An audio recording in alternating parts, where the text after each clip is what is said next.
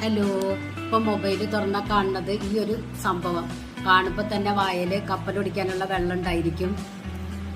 ഇതൊന്ന് ട്രൈ ചെയ്ത് നോക്കാനായിട്ട് ഒരു പൈനാപ്പിൾ എടുത്ത് തൊലിയൊക്കെ ചെത്തി നൈസായിട്ട് കട്ട് ചെയ്തെടുത്തിട്ടുണ്ട്. ഒരു ബൗളിലേക്ക് കാശ്മീരി മുളക് പൊടി, കുരുമുളക് പൊടി, ഉപ്പ്, പഞ്ചസാര, ലെമൺ ജ്യൂസ്, കുറച്ച് വെള്ളം ഒഴിച്ചിട്ട് പേസ്റ്റ് രൂപത്തിൽ ആക്കിയെടുക്കുക. ഇത് കട്ട് ചെയ്ത് വെച്ച പൈനാപ്പിളിലേക്ക് തേച്ച് പിടിപ്പിക്കാം. ഒരു ഫ്രൈ പാൻ സ്റ്റൗവില് വെച്ച് കൊടുത്ത് ചൂടായതിനു ശേഷം കുറച്ച് ഓയിൽ ഒഴിച്ചു കൊടുക്കുക.